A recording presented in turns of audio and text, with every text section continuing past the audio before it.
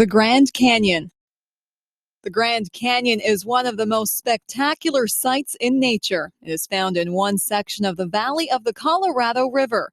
The river begins its course high in the Rocky Mountains of the state of Colorado. The river travels a total of 1,400 miles through Colorado, Utah, and Arizona, and into the Gulf of California. It forms part of Arizona's border with Nevada and California. The Colorado River is a very swift and muddy river. It carries dirt and rocks down from the mountains. The story is told of an old fur trader who was attacked by Indians high up the river. His only escape was down the Colorado River in a small boat. It was a terrifying trip through rapids and around rocks at top speed. The fur trader was found some days later in very rough shape hundreds of miles down the river.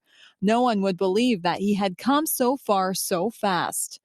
The Grand Canyon stretches for about 250 miles in the state of Arizona. The canyon was carved out by the flow of the river itself. In places, the canyon is more than a mile deep.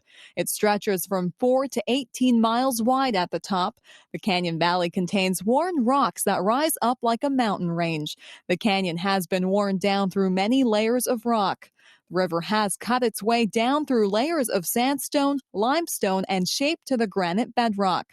The different layers are of different colors, and the rocks appear very beautiful, especially at sunrise and sunset. Because the canyon is so deep, the climate changes as you go down into the valley. At the top, the climate is typical of a mountain area with evergreen trees. Next, you have typical forest trees. Third, there are plants like cacti that grow in warm deserts. Finally, there are subtropical plants at the valley bottom.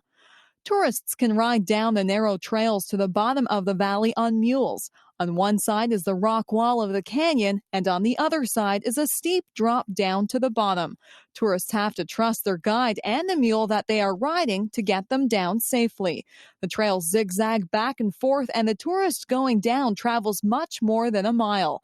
Some 1,000 square miles of the area became the Grand Canyon National Park in 1919. Because the Colorado River is very swift and runs through dry country, several dams have been built along it. These are designed to harness its power, save its water, and provide recreational opportunities. The best known dam is Hoover Dam, formerly Boulder Dam, on the Arizona-Nevada border.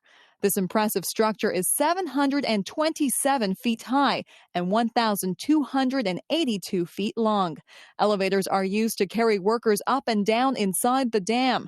The water, which is backed up by the Hoover Dam, forms Lake Mead.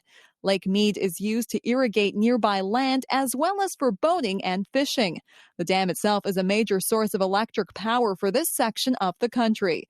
Visitors to the Grand Canyon are often filled with awe by the size and beauty of the canyon. People seem very small in comparison to the immense cliffs, valleys, and the mighty river.